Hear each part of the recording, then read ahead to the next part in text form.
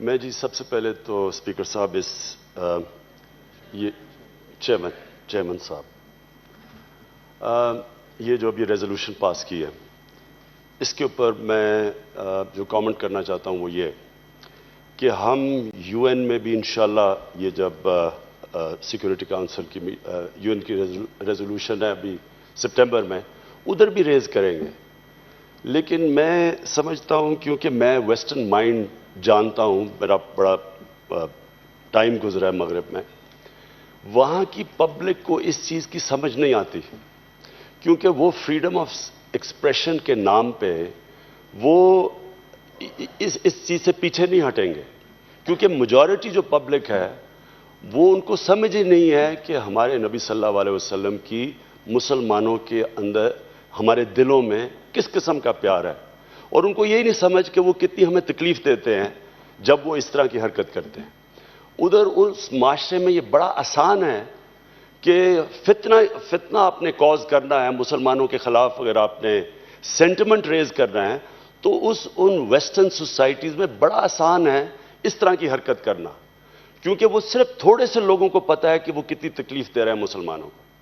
یہ جو آج سلمان رشدی کی سٹینک ورسز کے بعد جتنی دفعہ بھی یہ انسیڈنٹس ہوئے ہیں اس سے مغرب میں وہ لوگ جو مسلمانوں سے نفرت کرتے ہیں ان کے لیے بڑا آسان ہو جاتا ہے اس طرح کا انسیڈنٹ کر کے مسلمانوں ساری 1.25 ارب مسلمانوں کو مغرب کی سوچ کے اندر ملائن کرنا کہ یہ جناب یہ تو لوگ اینٹی فریڈم آف ایکسپریشن ہے اور یہ ساری ان کو اور کرتے رہے ہیں، کامیابی سے کرتے رہے ہیں. تو میرا جو اپنی پارٹی سے انشاءاللہ ہم جو کوشش کریں گے اپنی گورنمنٹ سے ہم یہ کریں گے کہ ہم OIC کو اس کے اوپر پہلے متفق کرتے ہیں. پہلے تو یہ جو بار بار یہ چیزیں ہوتی ہیں یہ کلیکٹیو فیلئر ہے مسلمان دنیا کا کیونکہ بہت پہلے OIC کو بیٹھ کے اس کے اوپر ایک سیدھی ایک اسٹریٹجی بنانی چاہیے تھی اور ان کو بڑے فورمز کے اوپر کنونس کرنا چاہیے تھا کہ اگر آپ یورپ کے اندر 4 یورپین ملک میں میرے خیال میں جو لاسٹ مجھے پتا ہے ہولوکاسٹ کے اوپر انٹرپریٹیشن کے اوپر بھی جیل سینٹنس ہے. اگر آپ ایک ہولوکاسٹ اگر آپ اس کے اوپر یہ کہہ دیں کہ نہیں جی 6 ملین یہودی نہیں مارے گئے تھے، 4 ملین یا 3 ملین مارے گئے تھے، اس کے اوپر 4 یورپین ممالک کے اندر جیل سینٹنسز ہیں تو ادھر تو فریڈم آف ایکسپریشن چلا جاتا ہے. وہ کہتے ہیں جی ان کو بڑی تکلیف ہوتی ہے اور ہوتی ہے. میرا یہ اوپینین ہے کہ کسی بھی ہیومن کمیونٹی کو تکلیف پہنچے کسی چیز سے بھی، جس طرح ان کو ہولوکاسٹ سے تکلیف پہنچتی ہے یہودیوں کو، تو مسلمانوں کو کیوں ہم نہیں کنوے کر سکے اب تک کہ ہمیں کتنی تکلیف پہنچتی ہے جب وہ اس طرح کے حرکتیں کرتے ہیں. اور یہ میں سمجھتا ہوں کہ مسلمان دنیا کا فیلئر ہے اور میں یہ سمجھتا ہوں کہ ہمیں پہلے OIC پہ جانا چاہیے. ہم ریز کریں گے یونائٹڈ نیشنز کے اندر، لیکن میں آپ کو یقین دلاتا ہوں کہ ان کا جو میڈیا میں اتنا بڑا کنسنسس بن چکا ہے وہ اس کا زیادہ افیکٹو نہیں ہوگا. مسلمان دنیا کو پہلے ایک چیز پہ اکٹھے ہوں اور پھر وہ ان کو کنوے کریں کہ یہ اس کا ہمیں کتنی تکلیف ہے. ان کے 6 ملین لوگ مرے ہیں، ان کو تکلیف ہے، ہمیں اس سے بہت زیادہ تکلیف ہوتی ہے جب وہ اس طرح کی ہمارے نبی صلی اللہ علیہ وسلم کی بے حرمتی کرتے ہیں.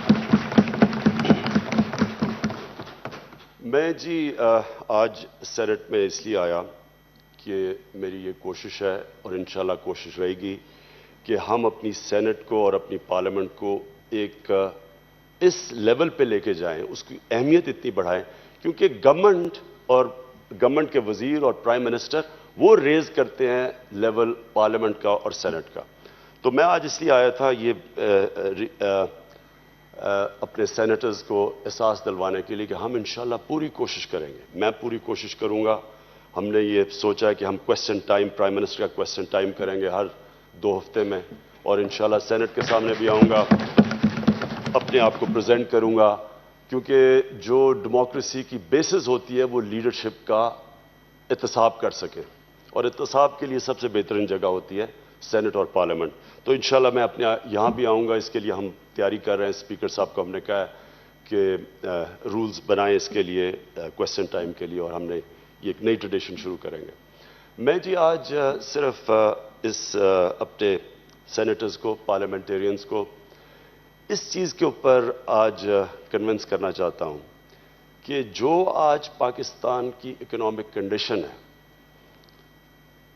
ہمارے آج 28,000 ارب ہماری ٹوٹل قرضہ چڑھ چکا ہے.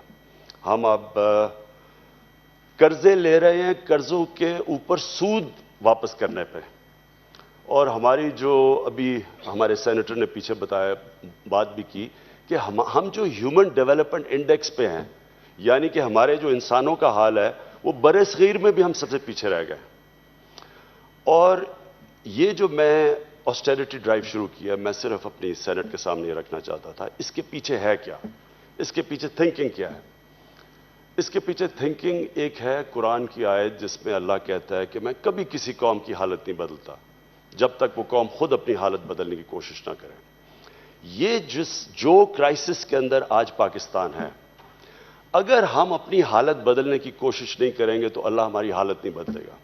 اور حالت تب بدلی جائے گی جب ہم اپنا مائنڈ سیٹ چینج کریں گے. مائنڈ سیٹ کا مطلب یہ کہ جس قوم کے 43% بچوں کی سٹنٹڈ گروتھ ہو، 23% بچے کی میل نیوٹریشن ہو، 2.25 کروڑ بچے سکولوں سے باہر ہوں، ہم نہ اپنے بچوں کو ایجوکیٹ کر سکیں، نہ سے خوراک دے سکیں، وہ اس ملک کی جو رولنگ ایلیٹ ہے، جو صاحب اقتدار ہیں، وہ جب تک اپنے آپ سے یہ شروع نہیں کریں گے، احساس نہیں لوگوں کو دلوائیں گے کہ جو عوام کا ٹیکس کا پیسہ ہے وہ عوام پہ خرچ ہونا چاہیے.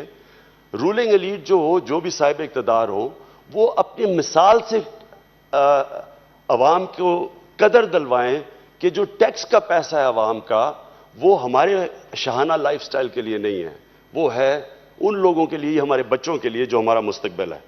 ہمارا بدقسمتی سے ابھی تک کلونیل مائنڈ سیٹ ہے. جو ہم نے جب غلامی کی تھی تو یہ جو بڑے بڑے گورنر ہاؤسز بنائے تھے ان لوگوں نے جنہوں نے ہمیں غلام بنایا تھا، اگر آپ ان کے ملک پہ جا کے دیکھیں آج بھی، تو جب ان کی بادشاہت گئی، ان کی پارلیمنٹ، ان کی ڈیموکریسی آئی، تو انہوں نے کس طرح اپنے لوگوں کے پیسے کی قدر کی. تو وہاں جو 10 ڈاؤننگ اسٹریٹ میں لائف سٹائل دیکھیں اور جو ان کا لائف سٹائل تھا ادھر اس ہندوستان میں، وہ غلاموں کے لیے تھا. اور ہمارا یہ جو کلونیل جو مائنڈ سیٹ ہے، اس کو چینج کرنے کی ضرورت ہے. اور چینج ایسے ہوگا جب جو کہ ہم لوگوں کے ریپرزینٹیٹیوز ہیں، ہم کاسٹ کٹنگ کریں گے، ہم اہمیت دیں گے کہ عوام کا جو پیسہ ہے وہ ہمارے شاہانہ لائف سٹائل کے لیے نہیں ہے. ہم اپنی مثال سے یہ جو ہم نے ساری کوشش کی ہے کہ اب یہ جو اتنی گاڑیاں ہیں پرائم منسٹر ہاؤس، ان کی انشاءاللہ آکشن کریں گے، اور جو بھی سارے گورنمنٹ اپنے وزیر، ہم سارے کاسٹ کٹنگ کریں گے. اس کا مقصد یہ ہے کہ سیونگ تو ہماری تھوڑی سی ہوگی، لیکن ایک پیغام جائے گا سارے ملک میں. ایک اور سب سے زیادہ پیغام جائے گا پاکستان کے ٹیکس پیئر کو. وہ ملک جو دنیا میں 5 ملک کے اندر سب سے زیادہ چیریٹی دیتا ہے، پاکستان، میں سب سے بڑا ریسیپینٹ ہوں اس ملک میں چیریٹی کا، وہ ملک سب سے کم ٹیکس دیتا ہے. وہ ٹیکس اس لیے نہیں دیتے کہ لوگوں کا بھی، عوام کا بھی کہ حکومت ہے وہ ہماری نہیں ہے، کیونکہ وہ انگریزوں کے دور سے وہ حکومت کو اپنی نہیں سمجھتے تھے. تو وہ جب تک عوام حکومت کو اپنا نہیں سمجھے گی، وہ پیسے ٹیکس نہیں دیں گے. جتنی بھی ٹیکس کی کانفرنسز ہوئی ہیں ان کے اندر ایک چیز سامنے آتی ہے کہ اگر عوام ٹیکس نہیں دینا چاہے آپ ٹیکس نہیں اکٹھا کر سکتے.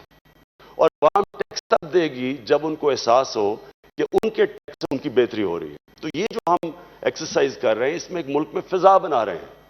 اور فضا یہ بنا رہے ہیں کہ اگر ایک گھر میں ایک قرضہ چڑھ جاتا ہے، ان کے خرچے بڑھ جاتے ہیں اور ان کی آمدنی کم ہے، تو ہر گھر پہلی چیز کرتا ہے اپنے خرچے کم کرتا ہے اور اپنی آمدنی بڑھانے کی کوشش کرتا ہے. تو ہم نے یہ ایک طرف ہم اپنے اب خرچے کم کریں، کاسٹ کٹنگ کر رہے ہیں، اور اس کے ساتھ ساتھ جو دوسرا بڑا مسئلہ ہے منی لانڈرنگ کا، جو پیسہ باہر جاتا ہے پاکستان سے، اس کے اوپر پوری فوکس کر رہے ہیں. دوسری طرف اپنی آمدنی بڑھانے کی کوشش کر رہے ہیں، FBR کی ریفارمز کر رہے ہیں، اور انشاءاللہ آپ کے سامنے رکھیں گے دونوں ہاؤسز کے کہ ہم کس طرح زیادہ ٹیکس کلیکشن کریں گے. لوگوں کو پہلے احساس دلوا رہے ہیں, ایٹماسفیئر بنا رہے ہیں کہ ہم آپ کا ٹیکس انشاءاللہ عوام پہ خرچ کریں گے, بڑے بڑے ایوانوں پہ نہیں خرچ کریں گے. اور جو ہم اتنا سود دے رہے ہیں یہ جو قرضوں کے اوپر, ہمارے پاس اتنی زیادہ, ہم ایک ہفتے سے دیکھ رہا ہوں پراپرٹیز پڑی ہیں, ڈیڈ کیپٹل پڑا ہوا ہے. ایک طرف ہم سود دے رہے ہیں اور وہ ہمارے پاس یہ پراپرٹیز ہیں بڑی بڑی جن کو ہم استعمال کر سکتے ہیں اپنے ملک کے بینیفٹ قرضے اتارنے کے لیے. اور ساتھ ساتھ ہم اوورسیز پاکستانی جو میں سمجھتا ہوں اس ملک کا سب سے بڑا اثاث ہے, ان کے لیے گورننس سسٹم ٹھیک کریں تاکہ وہ اپنی انویسٹمنٹ بھی لے کے آئیں, وہ پیسہ لے کے آئیں, وہ بزنسز یہاں کریں. جب تک وہ وہاں سے پیسہ نہیں آتا اوورسیز, ہم انیبلنگ انوائرمنٹ نہیں کرتے انویسٹمنٹ کے لیے, تو ہم یہ اس ٹریپ سے اس وقت نکل نہیں. ہم کلاسک ڈیٹ ٹریپ میں ہیں کہ ہم قرضے لے رہے ہیں قرضوں کی قسطیں ادا کرنے کے لیے. تو انشاءاللہ آپ کے سامنے ہم پورا ایک ہفتے تک پلان رکھیں گے, اور ہماری سب سے زیادہ کوشش یہ ہے کہ اس ملک میں انویسٹمنٹ لے کے آئیں, ریونیو جنریٹ کریں اپنے ملک سے, وہ ادارے مضبوط کریں جو دونوں چیزیں میں انیبل کریں, اور انشاءاللہ ہمارے سے زیادہ مشکل سچویشن سے دنیا نکل چکی ہے. ہمارے ایسے ملک تھے جو تباہ ہو چکے تھے, 10-5 سال میں کھڑے ہو گئے, اور وہ کھڑے اس لیے ہوئے کہ انہوں نے بیسک پرنسپل یہ کہ اپنے خرچے کم کیے, اپنی آمدنی بڑھائی. اور انشاءاللہ میں اپنی سینٹ کو میں یقین دلاتا ہوں کہ انشاءاللہ ہم اس سچویشن سے نکلیں گے, ہم اپنے پیر پہ کھڑے ہوں گے.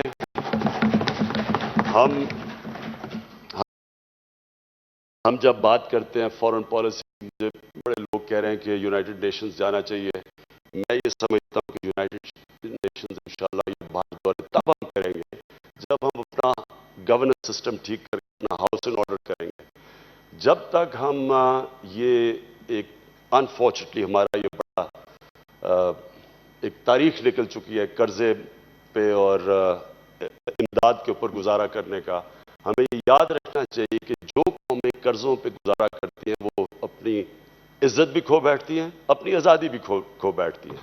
تو انشاءاللہ پوری کوشش یہ ہے کہ اپنی قوم کو اپنے پیر پہ کھڑا کریں گے. تھینک یو جی. تھینک یو جی. آرڈر نمبر 19 یہ بھی ایک ریزولوشن ہے. شبلی فراز صاحب آپ کا ہے. یو ور ناٹ ہیئر تو we had please move the resolution.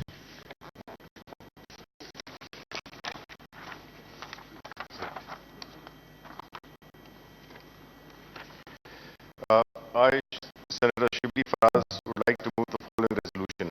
This House recommends that the government should take necessary steps for creation of an analytical data-based wing in all ministries in order to facilitate policy making of the respective ministry. Chairman, this is basically the idea is that we have seen during the course of time that most of the ministries, they don't have any institutional memory. As a result, whenever a secretary or any official is transferred, then the replacing officer would always take his time, 6 months, 3 months, 4 months. Plus, it's the data there has to be utilized for their policy making, data analysis, so that on the basis of data,